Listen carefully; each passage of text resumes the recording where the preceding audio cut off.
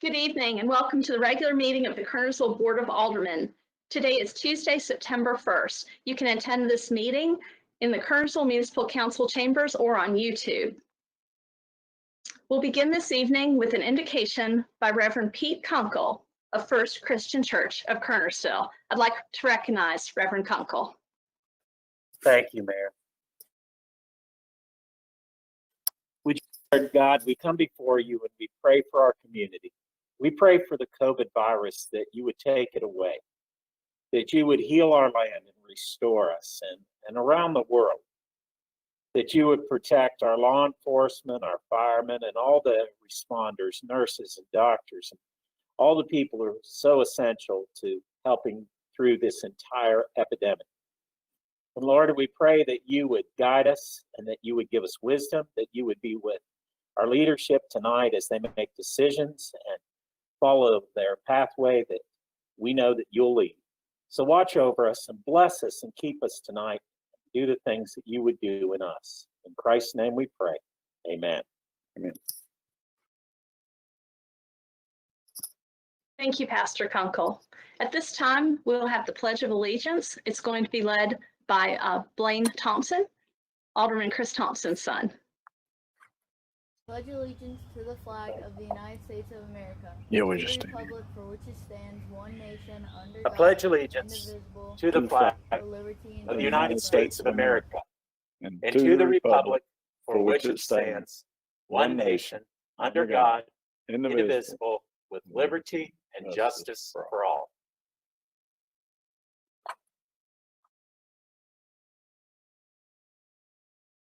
Well, that didn't. Wonderful pledge, but it was not led by Blaine. It was the group in the courtroom at the municipal chamber. So thank you very much. All right, we will begin. There's always a new adventure with the technology in these remote meetings. But we'll begin with a roll call at this time. Since it is a remote meeting, that is a requirement. I know that many of the images of people and their names are displayed on the screen, but this is a good opportunity to test microphones and just make sure who is present this evening for the meeting. Mayor Pro Tem Jenny Fulton. Present, thank you. Thank you. Alderman Joe Penix. Present. Thank you. Alderman Bruce Boyer. Present, thank you. Alderman Kenny Cruz. If you test your microphone one more time, Kenny. Present. Thank you. Alderman Chris Thompson. Present. Thank you. All right, and then town staff we have in attendance. I see Town Manager Curtis Swisher. Present. Thank you. Town Attorney John Wolf. Present. Thank you. Town Clerk Keith Hooker. Present. Thank you. IT Director Adam Hutchins is here. Fire Rescue Chief Scott Alderman. Present. Thank you. Police Chief Tim Summers.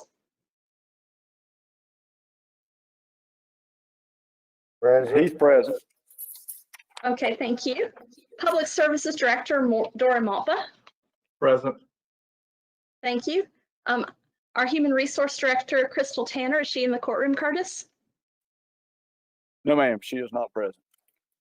Okay. Jeff Hatling from Community Development. Present. Thank you. Our Finance Director Franz Ader. He is in the courtroom. Okay, thank you. Our Parks and Rec Director Ernie Pages. I'm present. Thank you. And it's my understanding we have a representative from Forsyth County Emergency Management here tonight. Who is here for Forsyth County Emergency Management? This is Michelle Brock. Thank you. Welcome to our meeting, and I'm glad you could join us this evening. We're looking forward to hearing more about the emergency hazard mitigation plan that you're involved with. So we appreciate your joining us this evening. Curtis, is there any other town staff or county staff that I have missed? I did not hear if you called Adam Hutchins, IT Director, but he is present. Okay, perfect. All right, is there anybody else in the courtroom in attendance this evening? No, ma'am. Okay, thank you. All right, then. We will go to the first order of business, which is to review public hearings. So we do have a public hearing on the agenda today. During the live meeting, people wishing to speak to the board during the public hearing may do so by signing up. Also, people may call in. Callers will be recognized in the order they are received, and they can call 336-996-7289. And I do hear a lot of extra noise. I'm not sure where it's coming from, if everyone could check their microphones. If you would like to make a public, if you would like to make a comment on the public hearing item, you may also send in the comments within 24 hours after the public hearing. Jeff, I think it might be your microphone. Thank you. If you would like to make a comment on the public hearing after the public hearing has closed, you may send that to the board within 24 hours of the hearing. The comment should be sent to Keith Hooker, who is our town clerk. The email address for Keith is khooker@toknc.com. All right. Is there any more procedural items we should cover before beginning? Mr. Swisher? No, ma'am. Okay. Then we'll begin with item 1A. It's a public hearing on the proposed financing of miscellaneous equipment and improvements to the new Kernersville Lake Dam and to the roofs of both the Morris House and the Kernersville Museum, and consideration of a resolution approving a financing contract and terms for a miscellaneous equipment and improvements loan. Madam Mayor, this is a resolution for the financing contract, as you stated, for equipment and construction improvements. All of these were approved in the fiscal year 2021 budget. Total is $518,715. We put this out to 14 different lenders for them to bid on the project. We heard back from 4 of those, and 1 of those only bidded on the equipment. So we're recommending that we go with the low bidder, Truist Bank, formerly BB&T.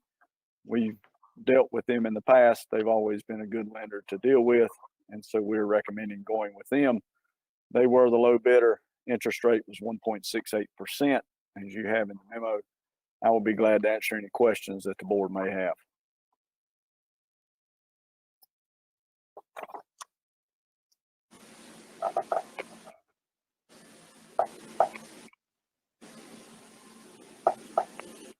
Does the board have any questions?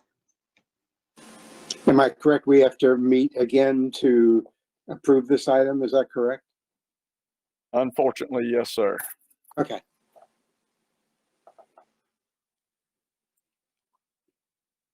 I have no questions. Thank you, Curtis.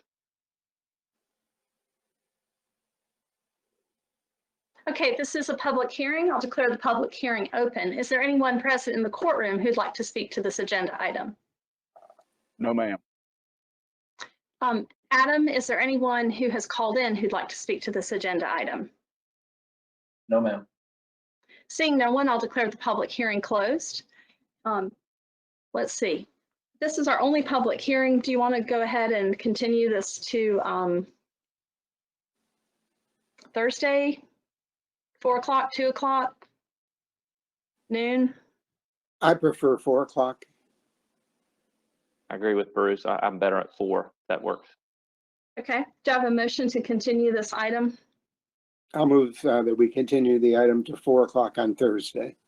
Okay. Do I have a second? I'll second. Okay. I've got a motion by Bruce, a second by Chris. I will have to do a roll call vote. Mayor Pro Tem Fulton, how do you vote? In favor, thank you. Thank you. Alderman Joe Penix. In favor. Thank you. Alderman Bruce Boyer. In favor. Thank you. Thank you. Alderman Kenny Cruz. In favor, thank you. Thank you. Alderman Chris Thompson. In favor. Thank you. Thank you. All right. So this item will be continued to 4 p.m. on Thursday for final decision. Again, if there's anyone who'd like to speak to it, you may do so by sending an email to khooker@toknc.com within 24 hours after the close of this public hearing. So this is about 7:15 p.m. We'll give it a minute. So by about 7:15 p.m. Tomorrow. Curtis and John, is that your understanding? Yes, ma'am. All right, very good. Yes, ma'am. All right, thank you. All right, then we will continue on to our public session. Our first item is speakers from the floor. Is there anyone in attendance in the courtroom who would like to address the board on a non-agenda item? Mr. Swisher? No, ma'am. Okay. Mr. Hutchins, is there anyone who's called in who'd like to address the board on an item that is not otherwise on the agenda? No, ma'am. Thank you. All right, we will move on then to item 2B. It's a preliminary subdivision review of the Stonehaven subdivision with Barry Siegel, agent for BSC Holdings, Inc. This property is located in the 9300 block of County Line Road near the eastern terminus of Hollow Creek Lane and Chelsea Place Drive, being the PIN numbers is displayed on the agenda and on the screen of this meeting.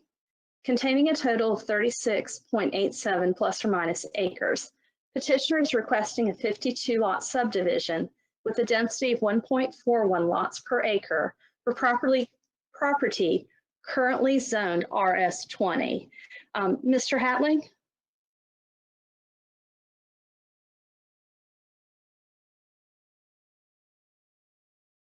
And we'll need your microphone on. Thank you, Mayor. I'll now do a presentation on the case in front of us.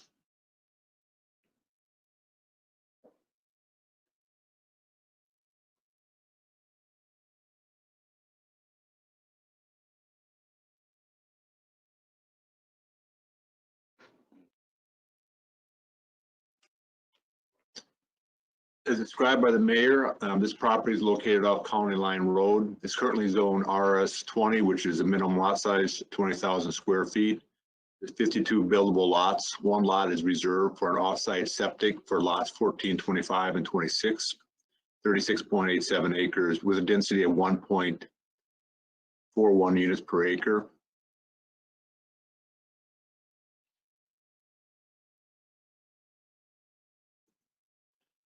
The purpose of this review, this is an administrative review to determine compliance with the town of Kernersville subdivision ordinance standards. A property owner is allowed to subdivide their property to the minimum lot size as long as they comply with the subdivision ordinance. Any views or opinions that oppose the subdivision ordinance requirements must go through a separate legislative process of proposing an amendment to the language of the subdivision ordinance. This is not a public hearing case, or the planning board of aldermen can make the planning board did not make any additional recommendations to the aldermen. You were presented earlier with a complete planning board staff report with the conditions recommended. One of the issues that we looked at for this project was the existing connectivity. Chelsea Place next door this project will be connected to Chelsea Place. The original phase of Chelsea Place, phase 1, had Hollow Creek Lane, having access points off County Line Road, stub street to this project, Stonehaven, and it was continued to through phase 2 over to Smith Edwards Road. Smith Edwards Road is now being converted to Macy Grove Extension. So Chelsea Place created the connectivity in this area. Stonehaven, adjacent to Chelsea Place, will be connected to that stub street that was developed by Chelsea Place developer, was originally constructed. They'll also have access on County Line Road.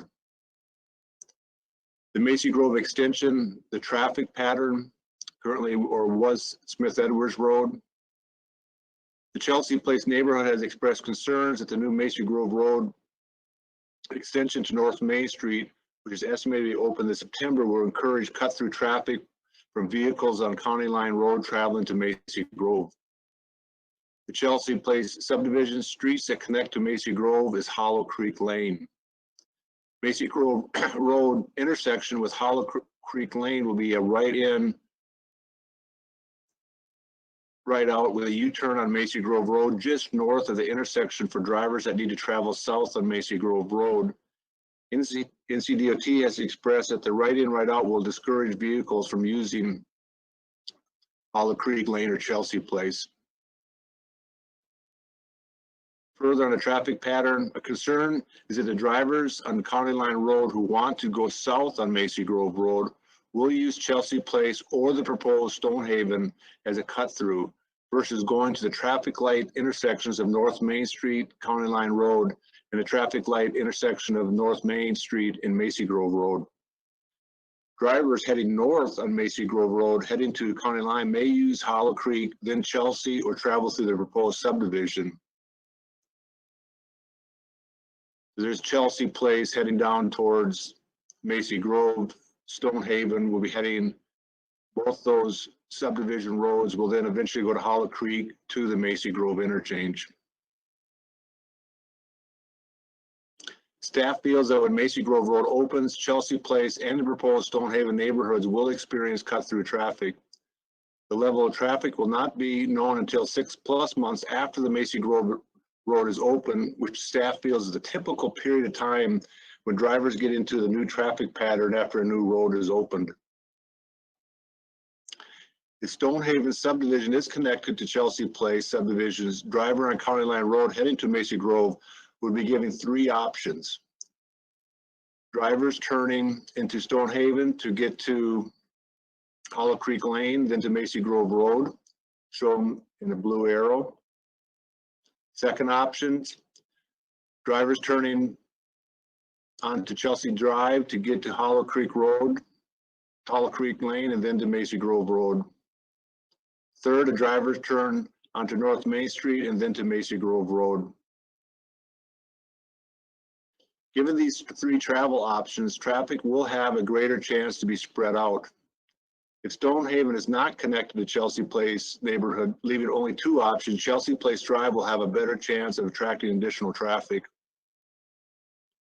Planning board and staff continues to recommend the Stonehaven connection to Chelsea Place due to the following facts.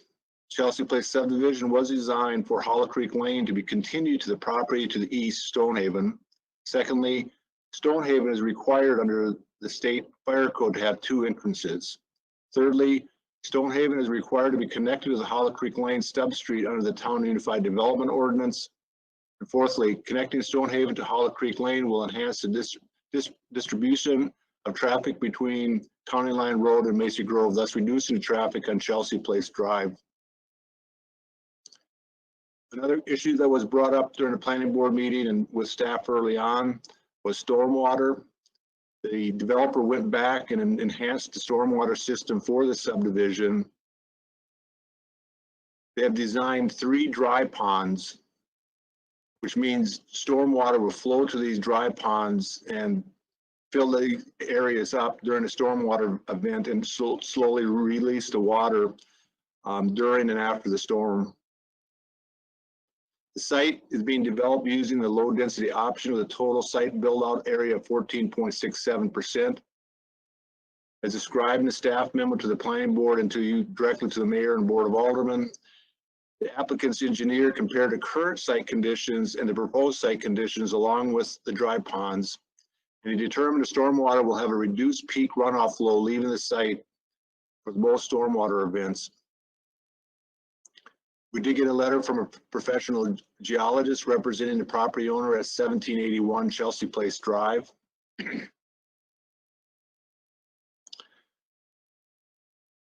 It's important to note the stormwater runoff. The proposed dry ponds are not a requirement of the subdivision ordinance.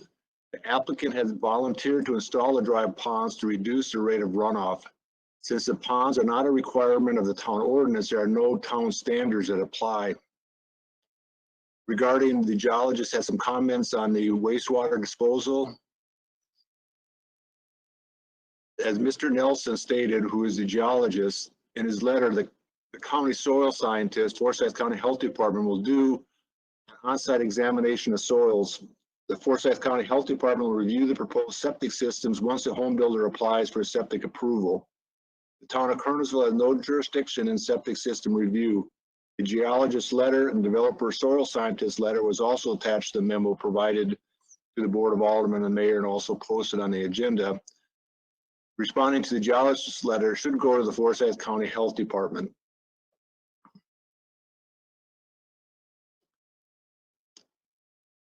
After the planning board meeting, the development team met with Mrs. DeVeers at 1781 Chelsea Place. It was noticed she had two 12-inch pipes that go under a gravel drive area to her pool. One of the 12-inch pipes teed into a 6-inch pipe.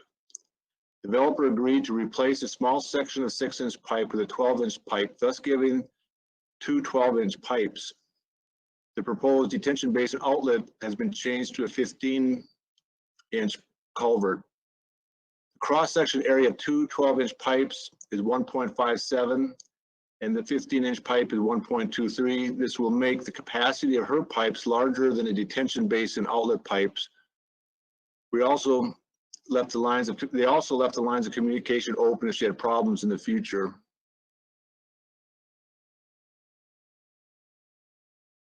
The planning board staff recommendation, based upon the finding of facts, the proposed preliminary subdivision conforms to the town of Kernersville subdivision ordinance.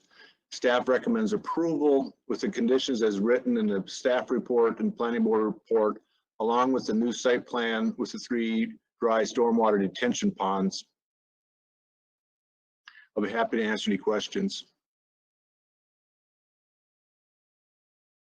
Before the board's questions, I do note that Amanda Williams and Barry Seagal are on the call. Did you want to comment?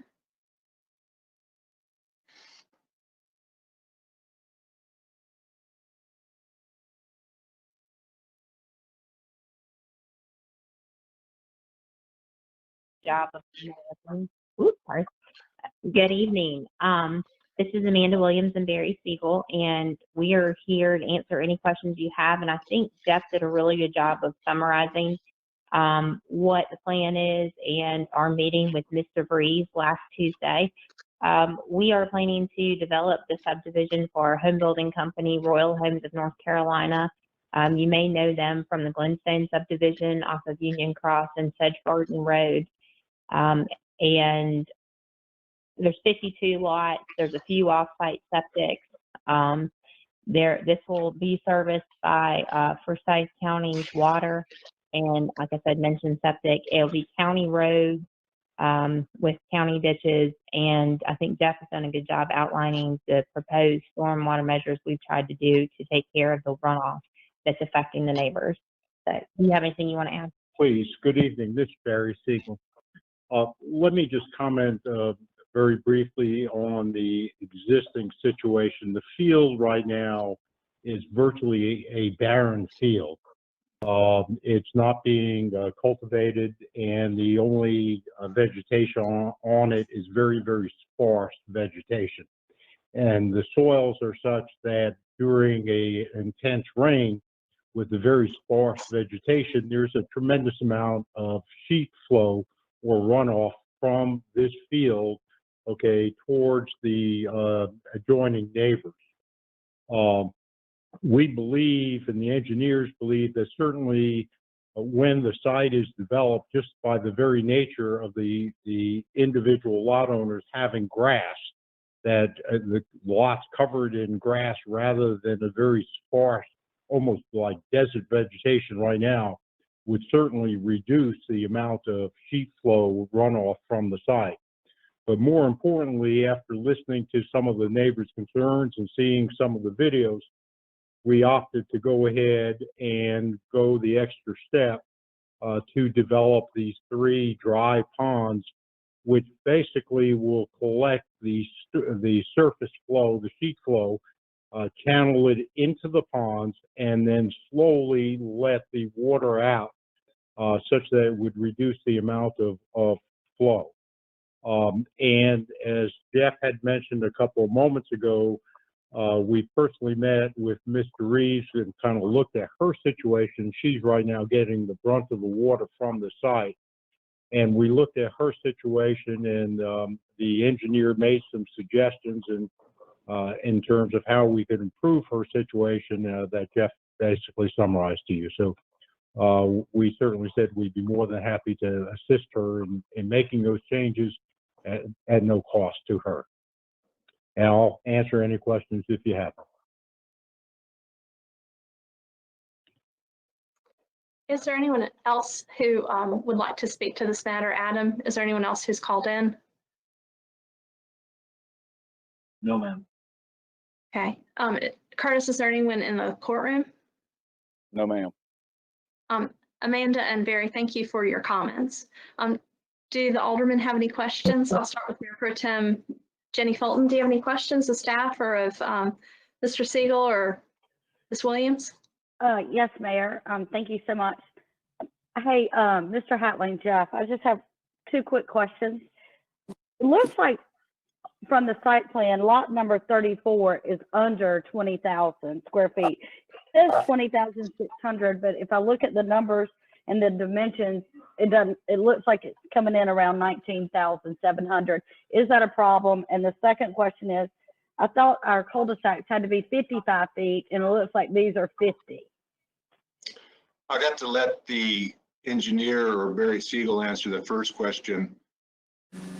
And then on the cul-de-sac, this would be an NCDOT street, and so whatever NCDOT standards are would apply to the roadways. Okay, so we don't, our design and construction specific for Kernersville would not apply to this, right? Correct. Okay, and is that, and there's not going to be curbing or sidewalks on this development, is that correct? Correct. It's called ribbon pavement, which is just the asphalt. Mm-hmm. Okay, and then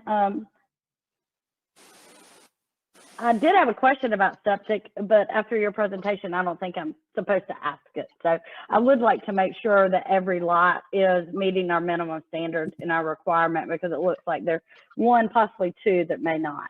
Thank you. If I can, this Barry Siegel. We certainly will ask the engineers to check that. I'm sure their calculations are based upon their CAD, but we'll certainly ask them to check that, and certainly things can be appropriately tweaked or adjusted in the final plan to make sure it complies. Thank you, Mr. Siegel. That's great. And the only other question it looks like is we're supposed to only go 1,200 square feet to the cul-de-sac. I just want to make sure when you have your engineer check, will you make sure we're on that, correct on that as well, Mr. Siegel? Because it looks like it's a little over. I'd be more than happy to, and I'm sure he'll coordinate that with staff. Thank you, Mayor. That's all I have. Okay, thank you. Alderman Joe Penix, do you have any questions? No, ma'am. Thank you. Alderman Bruce Boyer, do you have any questions? I asked my questions over the weekend of Jeff Hatling and got my answers, so I'm comfortable with the plan. And I do appreciate the extra efforts that they're making to be good neighbors. Alderman Kenny Cruz, do you have any questions? No, ma'am. Alderman Chris Thompson, do you have any questions? No, I have no questions. Thank you. Thank you. Are there any comments that the alderman would like to make, or do I have a motion? Can I just make one more comment? Mr. Siegel? Absolutely. Thank you, Mayor. Mr. Siegel, I would look, when I looked at your site plan and the septic, lot number 14, and that's going a long way. So I just would double check that because it looks like there are 3 septic systems on a different lot for 3 different lots, and lot 14 is a long way away. I'm not sure if somebody has looked at that closely, because that just concerned me. But other than that, that's my last comment, Mayor, on this. Thank you.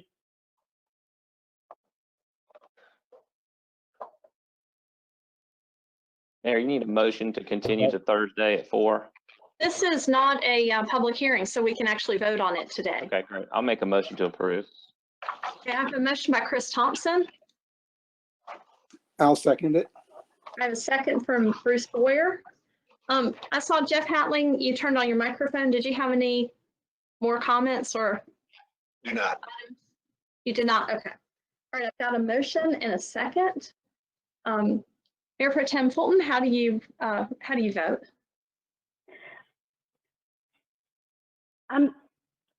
Until I get those answers, I'm going to have to vote not in favor on this one. Thank you. Okay, so you're opposed to the motion. Yes, ma'am. Okay. Alderman Joe Penix, how do you vote? In favor. Thank you. Alderman Bruce Boyer, how do you vote? In favor, thank you. Alderman Kenny Cruz, how do you vote?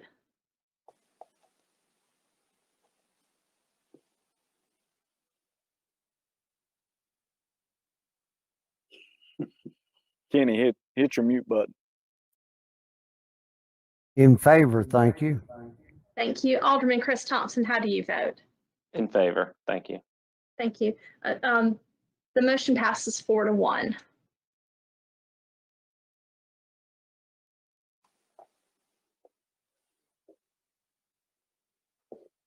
Okay, is there anything further on this?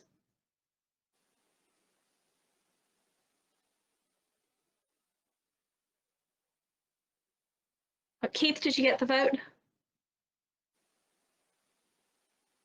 Yes, thank you.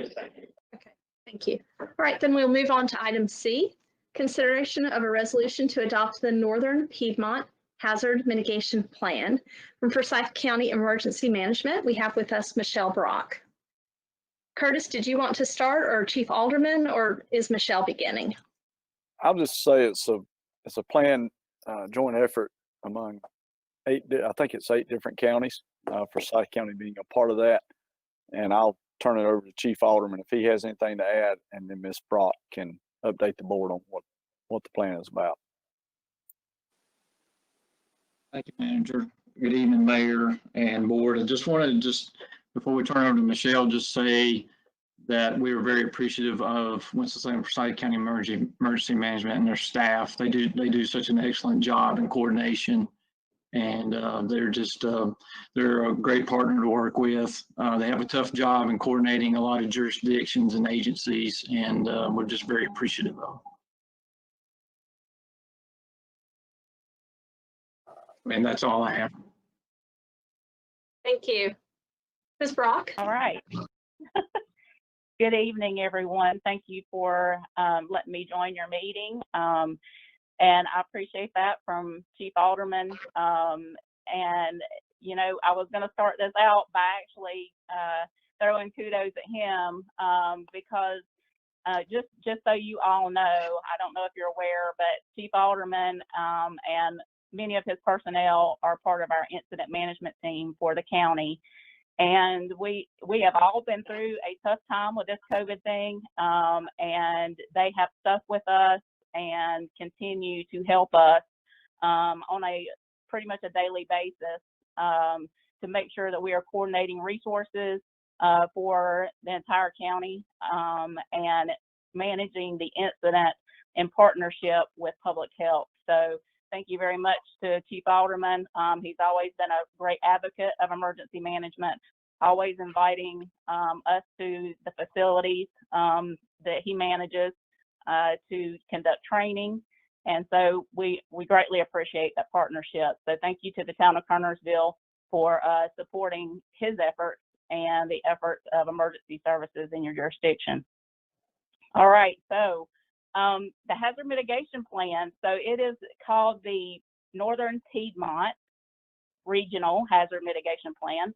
And just as Manager Swisher said, it is composed of several counties. So there are 7 counties that compose the plan, and that includes Forsyth County. So the other counties are surrounding counties. So we're talking about Surrey, Stokes, Rockingham, Caswell, Davie, and Yadkin County. So we're all part of this plan, and that means that every municipality within those counties are also part of the plan and must participate in order to be considered part of the plan. And so it is incumbent upon those jurisdictions to participate throughout the planning process. That is a requirement via FEMA.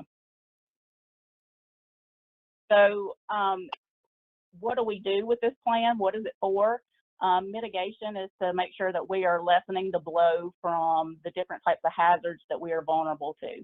And I think we are all familiar with those. If anybody has, you know, if you don't have your head in the sand in 2020, you know we are susceptible to things happening to us, which include natural hazards such as your hurricanes, your tornadoes, your winter storms, and all of that.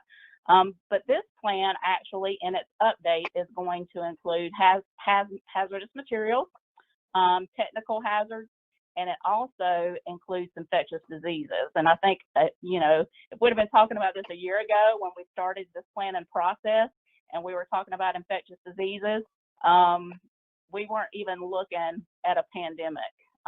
So we know that we can be impacted not only by infectious diseases, but lots of other different things that impact our community. So what the plan does is it identifies for each community, and a lot of the hazards are very much the same for each community and as far as impact, but it identifies what we are susceptible to and how susceptible we are to it. So if we are impacted by one of these hazards at any given time, what are going to be the effects from that? And so it outlines all of that, shows you some dollar amounts, and it throws in some statistics there, gives you historical data. So it's a great plan to reference. So if you ever want to know how many tornadoes have impacted Forsyth County, it is in the plan.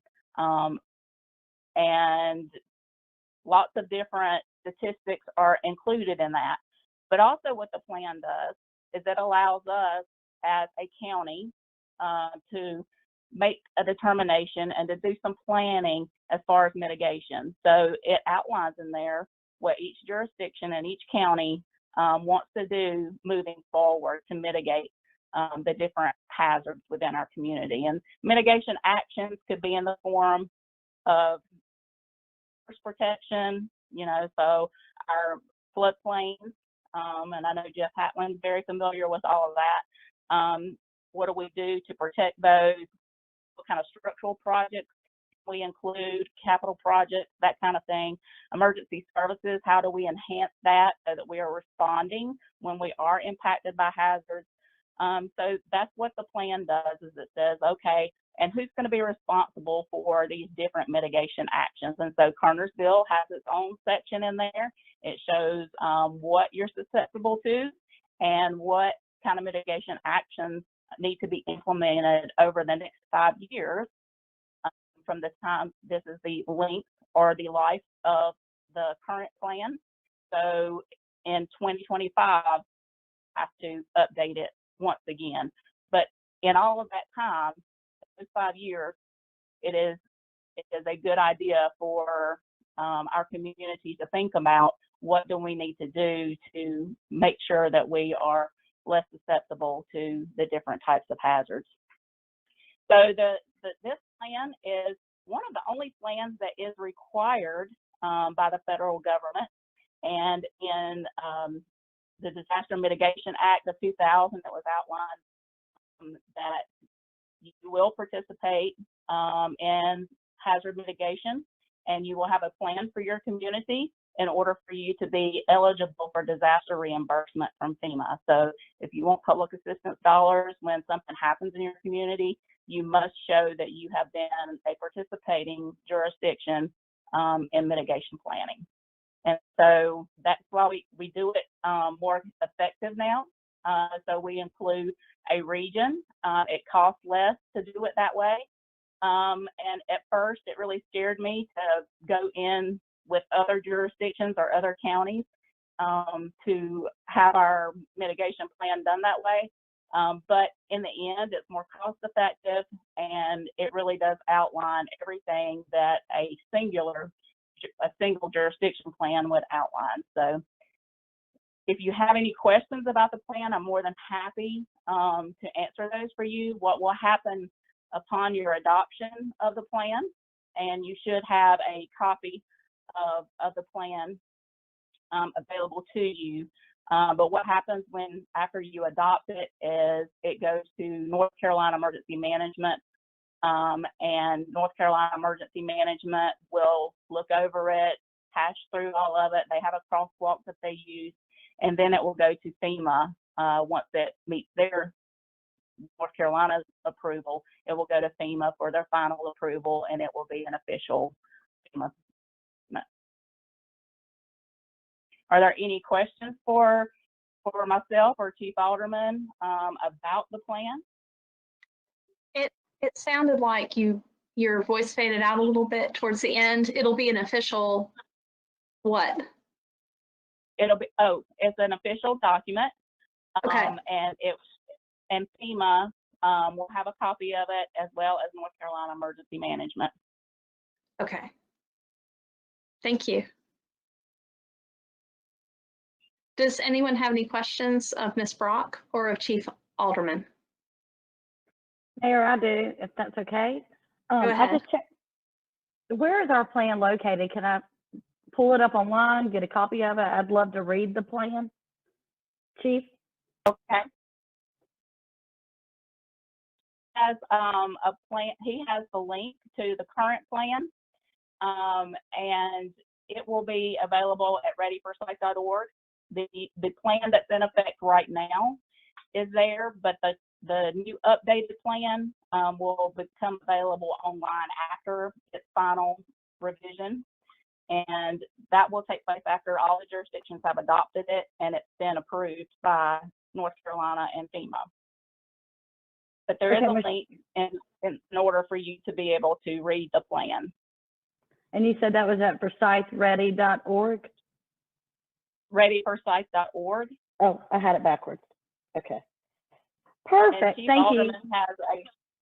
Chief Alderman has a link to the plan that you will be adopting. Okay, perfect. Michelle, tell Michael I said hey. I will. Thank you, ma'am. Thanks. You know where he is tonight. Of course. Alderman Penix, do you have any questions? No, ma'am. Alderman Bruce Boyer, do you have any questions? No questions. Alderman Kenny Cruz? No, ma'am, not at this time. Alderman Thompson? No, ma'am. Thank you. So, of course, this plan came up at the briefing, and we heard about it from the Fire Rescue Chief, Scott Alderman. If you could remind me when this has to be voted on by, is it October 2nd? Mayor, it actually needs to be, if possible, approved this evening, so Okay. it can be adopted by for tomorrow's the deadline. September 2nd. Yes, ma'am. Okay.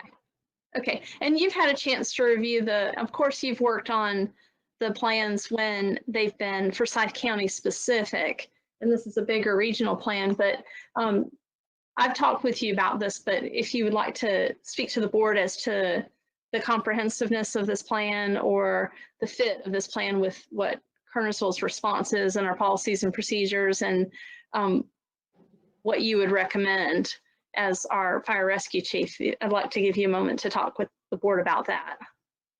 Sure, we definitely use this plan in our planning and preparation and even education efforts out in the community. It is a pretty comprehensive plan, like Michelle was mentioning earlier. We're able to take a look at past history and then also potential future risk, and that helps us take a look at our ability to respond to those risks based off past history and the potential of them occurring in the future. And then any gaps there that we may have, then we can work with agencies such as emergency management or FEMA. We can seek grants for financial assistance to help us with response to those risks. So it's definitely a very helpful plan, and we will most definitely use it in our operations. Mayor Pro Tem Fulton, do you have any further questions? No, Mayor, I'm good. Thank you. Do you need time to review this plan? Because I can call a recess and give you that opportunity. I'm pulling it up right now, just skimming through it. So I'm okay, but thank you for that. Okay, this is something on the agenda for tonight. Do any of the board members need extra time to look at it with this additional information? Or are we ready to vote? I don't need any more time. I motion to approve. Okay, I've got a motion by Chris Thompson. Do I have a second? Second. And I didn't, is that Joe Penix? Yes. Okay, second by Joe Penix. All right. I was looking down to right for a moment there. My apologies, Joe. All right. So I have a motion by Chris Thompson, a second by Joe Penix. All right. Alderman Joe Penix, how do you vote? In favor, thank you. Thank you. Alderman Bruce Boyer, how do you vote? In favor, thank you. Thank you. Alderman Kenny Cruz, how do you vote? In favor, thank you. Thank you. Alderman Chris Thompson, how do you vote? In favor. And I want to say thank you to Chief Alderman and Michelle for working on this. Thank you. Mayor Pro Tem Fulton? In favor, thank you. Thank you. It passes unanimously. Again, Michelle, we appreciate your work on this, and please give our greetings as a board to August Vernon. And thank you for joining us. Do you have any final words about the plan or the adoption process or anything else to add?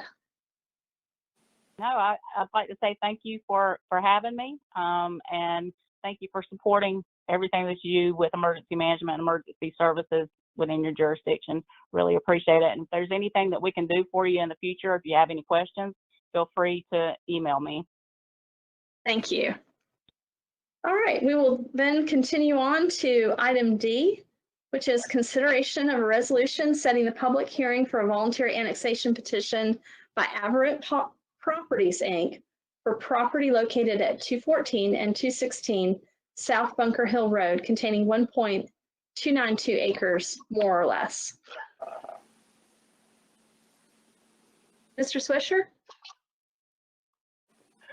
Madam Mayor, this is, as you said, it's a resolution setting the public hearing. This is some property that is beside of the Averett trucking terminal that is right across the street from the new Amazon building. This property fronts Bunker Hill Road. They are purchasing that, adding it to their property that is currently there. Averett has a trucking terminal in that area, so they will just be adding this property to their existing terminal. Okay, And just this calls for the public hearing to be held next month. Okay, does the board have any questions? Do I have a motion? Motion approved. Motion to approve by Chris Thompson. Do I have a second? I'll second it. Second by Kenny Cruz, and I'll do the roll call vote. Mayor Pro Tem Fulton, how do you vote? In favor, thank you. Thank you. Alderman Joe Penix, how do you vote? In favor, thank you. Thank you. Alderman Bruce Boyer. In favor, thank you. Thank you. Alderman Kenny Cruz. In favor, thank you. Thank you. Alderman Chris Thompson. In favor. Thank you. Thank you. Mr. Hooker, have you got the information you need for item D? Yes, thank you. Okay, we'll move on again then to item E. Consideration of an ordinance declaring the dwelling at 212 Smith Street vacant and closed. I'll recognize either Mr. Swisher or Mr. Hatling for this, and if you could explain what vacant and closed means. This is a little bit of a newer procedure for the board. Yeah, I'll explain it a little bit, and if Jeff or Mr. Wolf have anything to add. This is a dwelling that we've been dealing with for several months, probably a little over a year, with different code violations. As you can see in the memo, they have a lack of hot and cold water supply, lack of supported insulation, electrical work that's been done with no permit, lack of heating facilities, installation of new water lines with no permit. Been a lot of work done and a lot of things that still need to be done on this dwelling. We have informed the owner of this. The owner has not complied, shows no signs of complying with our orders to repair the dwelling. So we're asking for the board to adopt an ordinance that formally closes this dwelling, meaning that the dwelling will be closed. And if it is inhabited, which I do not think it is, the inhabitants would have to vacate the dwelling. It then gives the owner 1 year to bring this dwelling up to code. If that does not happen, then we would come back to the board and ask the board to proceed with condemnation of the dwelling. And we have done this, I think, in maybe 2 other cases, a process similar to this, and a couple of other cases in the past, probably 5 years, I believe.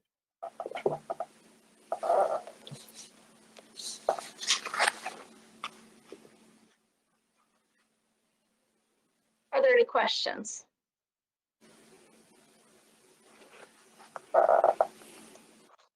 Do I have a motion? I'll make a motion to approve, but I would like to say it's unfortunate that it's come to this, but at least this person or individuals have a year to try to get this figured out and resolved. Okay, I have a motion by Chris Thompson. Do I have a second? I drove by it the other day and saw that the windows boarded up graffiti on the front of the house. I'll second the motion. Second by Alderman Bruce Boyer. I'll do a roll call vote. Mayor Pro Tem Fulton. In favor, thank you. Thank you, Alderman Joe Penix. In favor, thank you. Thank you, Alderman Bruce Boyer. In favor, thank you. Thank you, Alderman Kenny Cruz. In favor, thank you. Thank you, Alderman Chris Thompson. In favor, thank you. Thank you.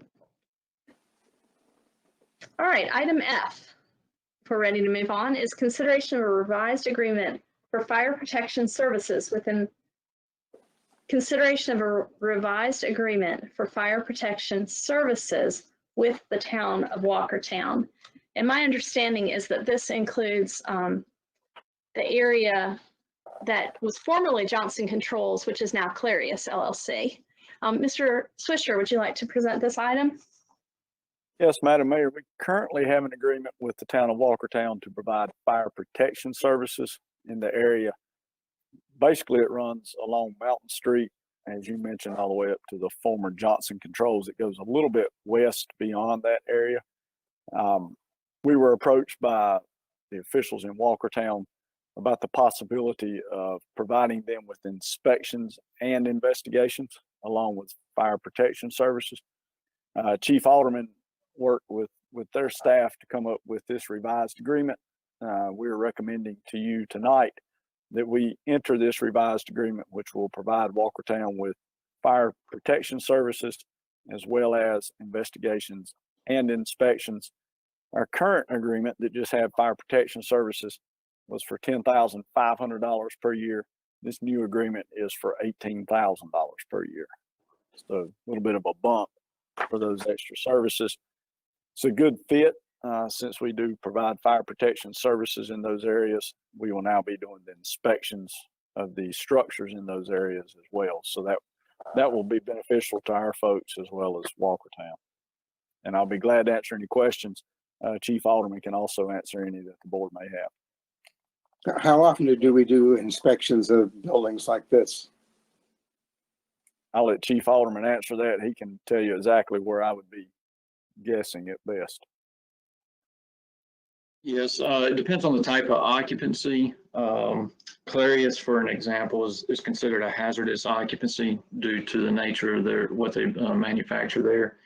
And so that would get an annual inspection, whereas you have some business occupancies in that area, actually just a couple, and they would be a 3-year inspection.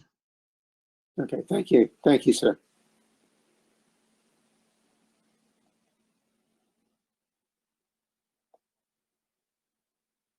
Are there any other questions?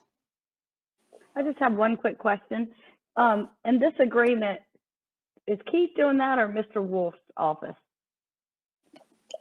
Mr. Wolf, right? Yes. Okay. Let's correct that address on this agreement. It still says 101 because he's at Town Hall now, correct? He is. It would come That in. is correct. Most of these are going to read 101 and we're getting switched over. Yeah, I'm just helping, making sure we get it right. You're great, John. Thank you.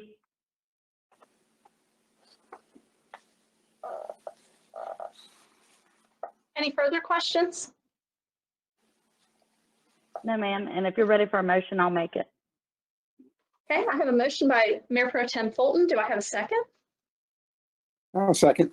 I have a motion for approving the revised agreement for fire protection services. Motion by Mayor Pro Tem Fulton, second by Alderman Boyer. And I need to do a roll call vote. So Mayor Pro Tem Fulton, how do you vote? In favor, thank you. Thank you. Alderman Penix. In favor, thank you. Thank you. Alderman Boyer. In favor, thank you. Thank you. Alderman Cruz.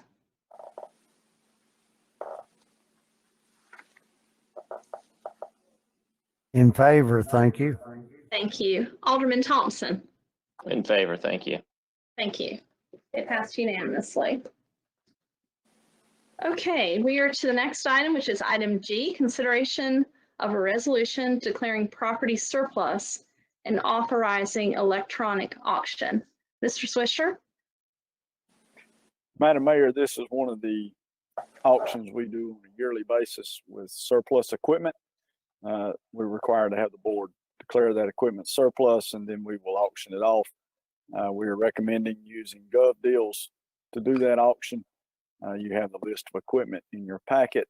I will be glad to answer any questions that you may have. Are there any questions? I have no questions. Motion to approve. Okay, I have a motion by Alderman Thompson. Do I have a second? Second. Second by Mayor Pro Tem Fulton. Mayor Pro Tem Fulton, how do you vote? In favor, thank you. Thank you. Alderman Penix, how do you vote? In favor, thank you. Thank you. Alderman Boyer, how do you vote? In favor, thank you. Thank you. Alderman Cruz, how do you vote? In favor, thank you. Alderman Thompson, how do you vote? In favor, thank you. Thank you. All right, the next item on the agenda is item H, the first reading of a taxi franchise ordinance renewal for Oak Ridge Cab operated by John H. Pegram. Mr. Swisher? Madam Mayor, Oak Ridge Taxi currently operates in Kernersville. They have applied to renew that franchise. This is the first reading. It will take 2 readings. Will not be effective until the second reading on that in October. The agreement or the franchise agreement is basically the same as it was before. It's for a 3-year term from the effective date of the franchise with the renewal term of 3 years beyond that. It also has the rates established in there. You have the application from Mr. Pegram, list his vehicles, the address, and so forth. I'll be glad to answer any questions that the board may have regarding this. Does the board have any questions? Do I have a motion? I'll make a motion to approve. It feels like we just approved this. Madam Mayor, you won't actually need to approve this tonight. Okay, I thought it was the first reading. It is, but you won't be able to approve it till after the second reading. There's really no action to take at this time. Thank you. Okay. All right, well then it's not as soon as you thought, Mr. Thompson. Well, it's another month. All right. All right, so we'll carry that over to the second reading for October for decision. Okay. Item I is consideration of an agreement for architectural services at Beeson's Crossroads Fire Station for use of space by the Town of Kernersville Fire Rescue Department. Mr. Swisher? Madam Mayor, as you and the board are aware, we have been working with Beeson's Crossroads Fire Department on the possibility of locating Station 44 in their station, as well as them staying in that station.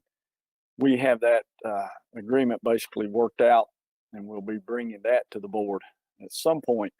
The first step in that is we need to get a design of the station, have that designed by an architect so that we can get a cost for those renovations. The station will need to be renovated and updated so that we can have room for our equipment and our personnel, as well as the equipment and personnel for Beeson's. So this agreement tonight basically states that we will pay for those architectural services for that building design. And then if something happens in the future and Beeson's Crossroads Fire Department does not follow through with allowing us to locate in that station, they will reimburse us the cost of the design for the station. It's $25,000. This is something that we go through with every building that we build. Before we build it, we get a design, have an architect design it, get a cost on that. The only difference is that in this scenario, we're paying for something, and if the agreement falls through with the other party, then we need to be reimbursed for that. So that's why you have this agreement before you tonight. Once the design is done and we have a cost on the renovation of the station, we will bring the full agreement to the board for approval or for consideration for us to locate in the new station if it's renovated and the board desires to go through with that. So it'll probably take 2 months or so to get a design of the building that we could get a cost and bring back to the board. Okay, you'd like us to go ahead and vote on the agreement for the services tonight? Yes, ma'am. Okay. I do have one question. Do we know that if this does fall through, that they do have $25,000 to pay us back? They do. Okay. If that's the case, then I would motion to approve. I have a motion by I'll Alderman second it. Thompson, and I have a second by Alderman Cruz. Are there further questions? Okay, I'll do a roll call vote then. Mayor Pro Tem Fulton, how do you vote? In favor, thank you. Thank you. Alderman Penix, how do you vote? In favor, thank you. Thank you. Alderman Boyer, how do you vote? In favor, thank you. Thank you. Alderman Cruz, how do you vote? In favor, thank you. Thank you. Alderman Thompson, how do you vote? In favor, thank you. Thank you. To keep our meetings on track and to allow everyone to stretch their legs, I'm going to have us take a brief recess. So I've got 8:06. If everyone could be back by, I think 10 minutes should do it. How about if everyone's back by 8:16? Thank you. Welcome back to the regular meeting of the Kernersville Board of Aldermen. We are on the public items, which is section 2 of our agenda, public session. And we are to item J, consideration of a resolution declaring service weapon and badge of retiring police officer Clint Queen surplus and authorizing disposal. This resolution would allow us to present Officer Queen with his service badge and sidearm. Do I have any questions or do I have a motion? I make a motion to approve and thank Officer Queen for his service. I'll second, and I would like to thank Clint as well. Okay, I have a motion and a second. I'll do a roll call vote. Mayor Pro Tem Fulton. In favor, thank you. Thank you. Alderman Penix. In favor, thank you. Thank you. Alderman Bruce Boyer. In favor, thank you. Alderman Kenny Cruz. In favor, thank you. Thank you. Alderman Chris Thompson. In favor, thank you. Thank you. And we wish Clint Queen the best in retirement. All right. The next item is item K, discussion consideration of the purchase of property located on Beeson Road at Ivy Redmond Sports Complex. Mr. Swisher, would you like to begin? Yes, Madam Mayor. You see on the screen the property under consideration. General idea of where it's located. The main entrance into Ivy Redmond Park, right at the dog park. It's the property across the street. So if you are going down Beeson Road toward Ivy Redmond Park, it is the property on the left. Currently, there's corn being grown on that property. Property is right at 13.76 acres, somewhere in there. Purchase price is $350,000. We were approached by the owner of the property, one of the owners, it's Scott Beeson and his sisters that own the property. As I've told the board, this site would be a huge advantage to own, the town to own. For the park, there are many Saturdays and Sundays out there when there is no parking left in the main part of the park. There's baseball games taking place, soccer games taking place, also lacrosse tournaments or cross country meets on the upper portion. So naturally the traffic overflows and parks at the closest place possible to where they're going. So everyone that is either going to the baseball field or to the soccer fields will park along the road right where this site is located. So owning this site will be a tremendous advantage in the future, whether we develop it with a facility on it or simply use it for overflow parking. The site will be used, if it's parking, it will be used every day. Even if it is a facility, it will have parking available. I know now there's a lot of cars that park along the road in this general vicinity to go to the dog park. So, we're looking at various uses for this site. And so, as I recommended to the board in previous discussions, we're recommending the purchase of this site for use by the town. I'll be glad to answer any questions. You have the contract in your packet. Again, the purchase price is $350,000. We would most likely pay for that out of general fund balance.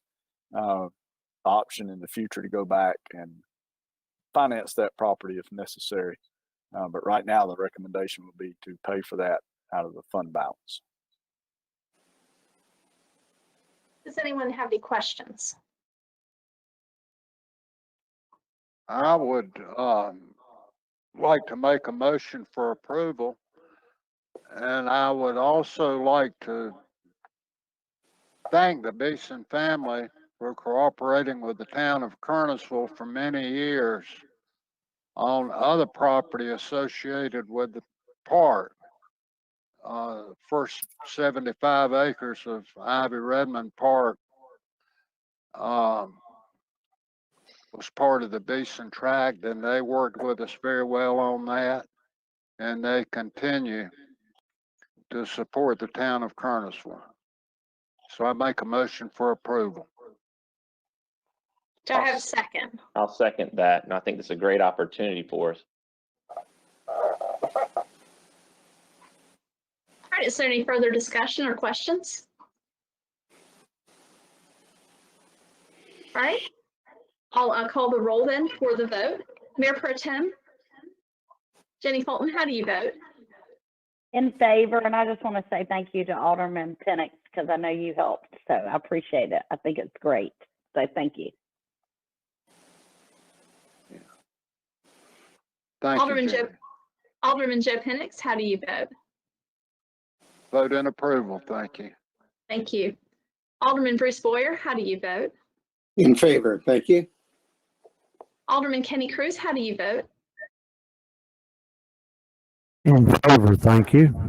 Thank you. Alderman Chris Thompson, how do you vote? In favor, thank you. Thank you.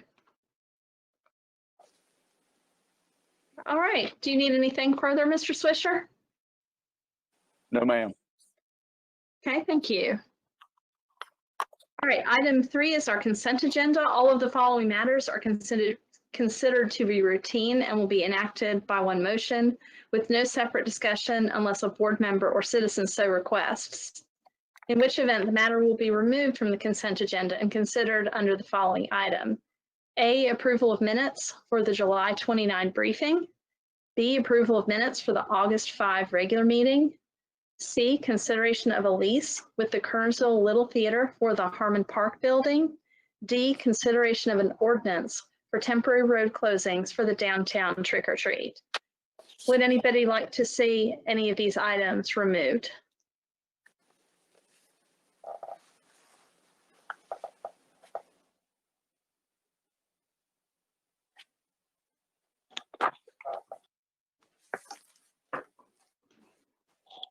No, I don't. I'll motion to approve items A through D.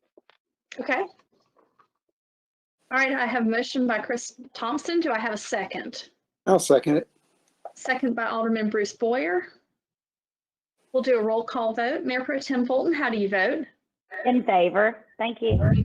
Thank you. Alderman Joe Penix, how do you vote? In favor, thank you. Thank you. Alderman Bruce Boyer, how do you vote? In favor, thank you. Thank you. Alderman Kenny Cruz, how do you vote?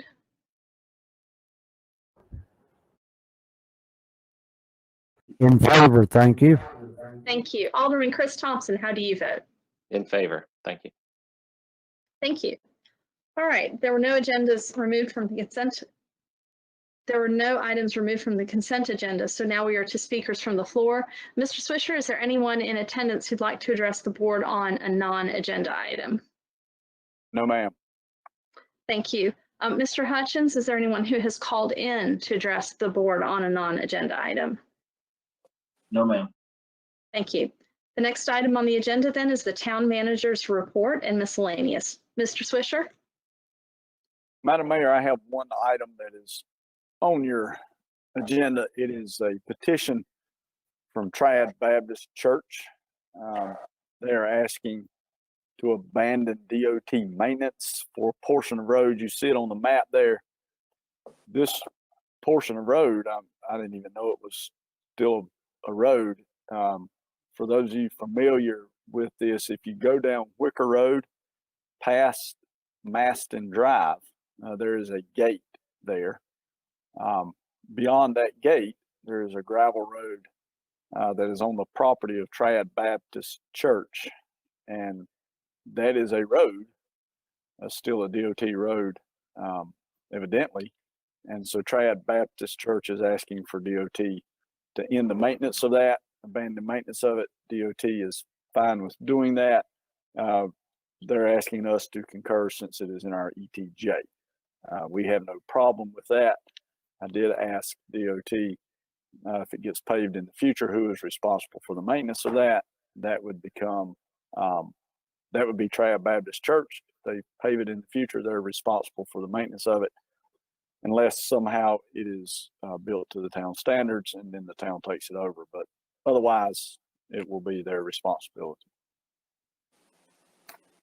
So staff recommends approving this. I'll be glad to answer any questions. Mr. Hatling or Mr. Maltba can also answer any questions the board may have. Thank you, Mr. Swisher. Are there any questions of Mr. So Hatling and Mr. Maltba? The part we're abandoning is the gravel part, not the pavement that leads up to that gate? That is correct, yes. And I don't even know if all of it is currently gravel or not. I think it is. I have been back there and I think it may all be gravel, but I'm not sure if it's all gravel or if there's a portion of it that has no covering at all. But I The think only reason why I asked that is there's a fairly long brick building that you can see in the picture that's on the paved part. And I don't know if the church owns that, it's boarded up. I think they do, yes. Okay.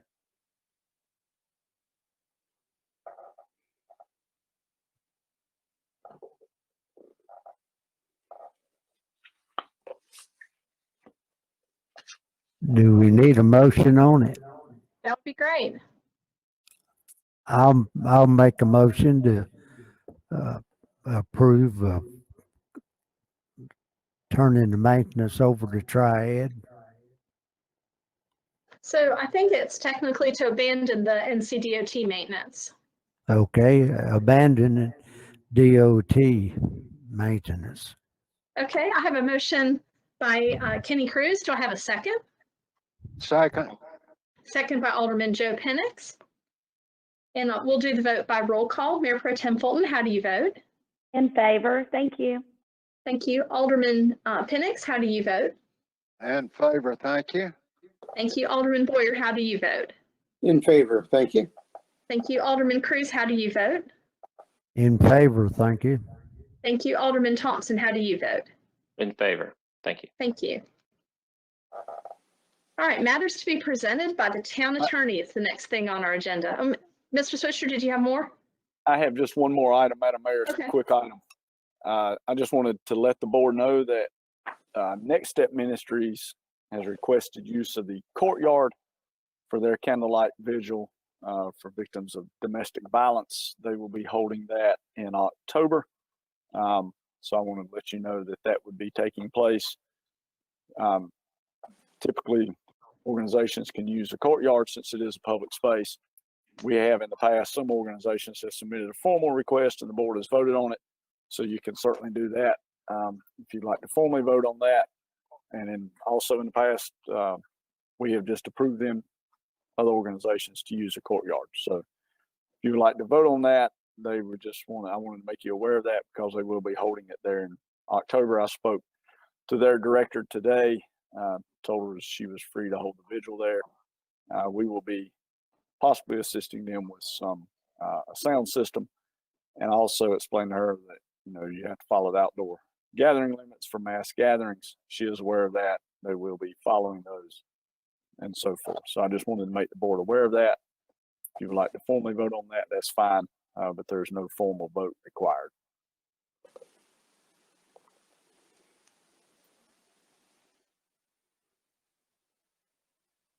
And that's all I have, Madam Mayor.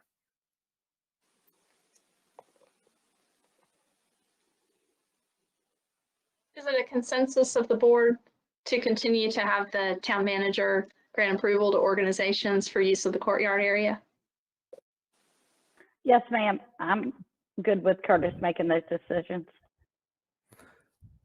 I think we trust our city manager well enough to work with our community, so I'm all in favor of it. Hey, Mr. Thompson? Well, now that Kenny said that, I'll agree with Kenny on that one as well. Alderman Boyer? That's fine. Thank you. Alderman Penix? I think that's wonderful. Thank you. It's a wonderful event that Next Step Ministries has had as the candlelight vigil for the past several years at the town hall courtyard. So I'd encourage, when the date is announced, anybody to attend. Thank you, Curtis, for hearing all of those requests and sorting through them and making sure that our facilities are available for the public to use. Thank you.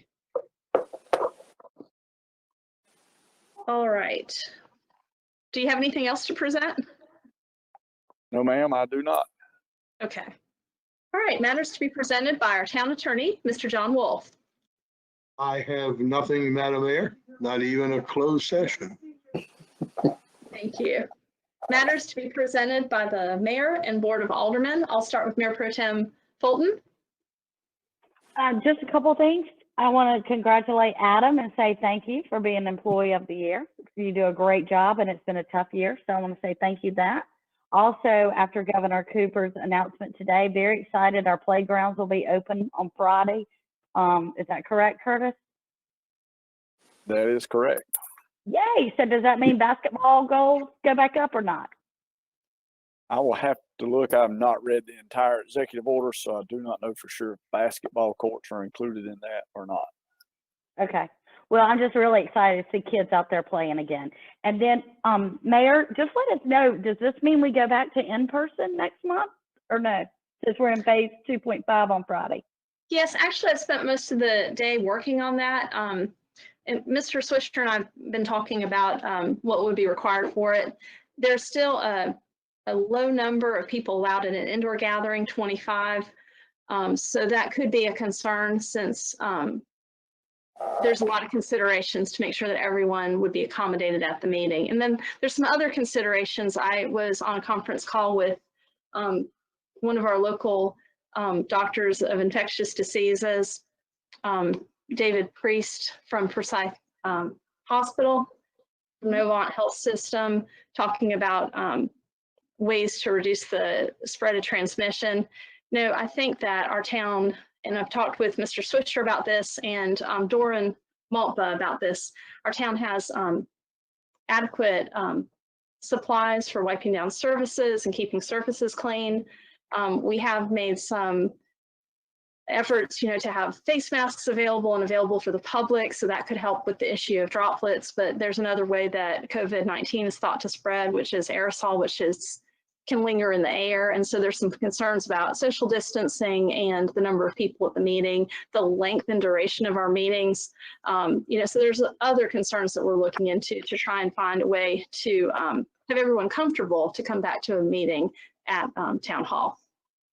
Oh, okay. So you'll let us know then, I guess. Yes. If we're going. Okay. And then, Curtis, when we do go back in person, we had discussed we're going to try to keep the live stream right? That will be up to the board. Okay. I'm not a technical person on this, but it's easy to live stream the meeting when you're on GoToMeeting. When you go back in person and you're no longer on GoToMeeting, we have to set up some equipment to do that. You could certainly come in and have a phone and video it on your phone and live stream it to YouTube. There's a lot of challenges with that. Most of those challenges being audio and getting a good video. I've had our IT director, Adam Hutchins, work with some vendors on getting the equipment that we need set up here in the courtroom so that we can video those meetings and live stream those meetings to YouTube. There is an expense involved in that.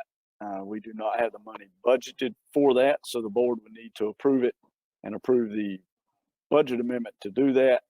Right now, it looks like the cost of doing that to get the equipment, get it set up, is about $13,000. Okay. So we would have to set equipment up. That includes the cameras, probably 3 cameras to video everyone, some different microphones and so forth. But yes, we can do that. That's the best way to do it. Again, if you go in with just a telephone and use your telephone to video it and put it on YouTube or Facebook. I think the board has chosen YouTube, but if they choose to do Facebook or both of them, it's a little different quality with just a phone. So we would recommend, if you plan on doing that, we would recommend on getting the equipment necessary to do it and make it look good to the citizens that choose to view it. So again, it's about right at $13,000. We can add that to the agenda next month if the board chooses, and I can have a presentation that basically shows the equipment that's needed and all of that, and the board can consider whether or not to move forward with that. But I don't know when we'll go back to live meetings, but it will take probably 6 weeks or so to get everything set up, so that if you're not on GoToMeeting, that we can live stream it on YouTube. Thank you, Curtis. That's great. And thank you again, Employee of the Year, Adam, working hard on that. I do think, since we are still in phase 2 or we're going to phase 2.5, you'll still have citizens who aren't comfortable coming to a public meeting. So I think now that we don't know our new normal, we probably should look at that equipment. Mayor, if you want to make that decision to add it to the agenda, I would support that. Thank you. That's all I got. Hope everybody has a good week. And I'll see you Thursday, right? Yes. All right. Alderman Penix, do you have anything to present or speak to tonight?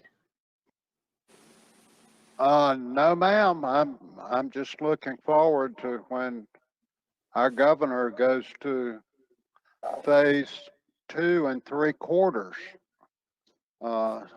That means we'll be that much closer to a 3. So we're pulling for it. Everybody have a great night and great upcoming weekend. Thank you. Alderman Boyer? Just 2 things. Wanted to echo Alderman or Mayor Pro Tem Fulton's comment about Adam being the Employee of the Year. We've asked so much more of our technology during this pandemic, and Adam has really done a great job. And I know he's very well, very coordinated in all of the areas of technology. So I appreciate that. Also, I read, I think online, that our rec department did a good job of cleaning up the graffiti at the depot, and I really appreciate them doing that. Absolutely. Thank you. Alderman Kenny Cruz? Yes, ma'am. I'd like to congratulate Adam also. He's been a great help to myself, and I'd like to see all of us be aware of the people doing graffiti with all the disturbance and aggravation we've got with our so-called politicians and people arguing with each other, that we can all beware and keep an eye out, and maybe we can let our policemen know when we see people doing this graffiti and try to snap some pictures of them so we can try to eliminate this. I think they all should be punished. We've got a beautiful town, and I don't want to see a bunch of hoodlums come in and mess it up for the citizens that are afraid to make the effort to do it. So the ones of us that are willing need to do our part, and I want to be one of them. So I hope everybody has a good week and look forward to Thursday. Alderman Chris Thompson. Congrats to Adam. Also, don't forget Crisis Control Ministries. I think September 8th is Hope du Jour, and part of the proceeds go to a lot of the people that need help right now with whether it be rent, bills, or food. So don't forget that on September 8th. Thanks. Thank you. All right. Again, congratulations, Adam Hutchins, for being Employee of the Year. And if there's no further business, do I have a motion to continue this meeting? Motion to continue Thursday. the meeting till Thursday at 4. Okay, I have a motion by Alderman Chris Thompson. Do I have a second? I'll second, Mayor. Second by Mayor Pro Tem Fulton, and a roll call. Mayor Pro Tem Fulton, how do you vote on the motion to adjourn? In favor, thank you. Thank you. Alderman Penix? In favor, thank you. Thank you. Alderman Boyer?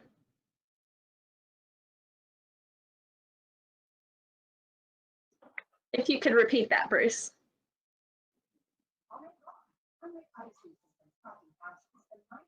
Your mic's off, Bruce. Third time's a charm. In favor to continue the meeting to Thursday. Thank you. Alderman Cruz? In favor to continue. Thank you. Alderman Thompson? In favor, and that's September the 3rd. Thank you. Yes, 4 p.m. Well, appreciate everyone's attendance tonight. We will again Madam Mayor. continue. Yes. Just for clarification, for the public's information, that the meeting will be remotely held online, available at the same web address as this meeting. Okay, very good. All right, and so for those of you who do not connect or view our meeting on Thursday, I wanted to go ahead and wish you a happy holiday weekend, and we will continue this meeting to Thursday at 4 p.m.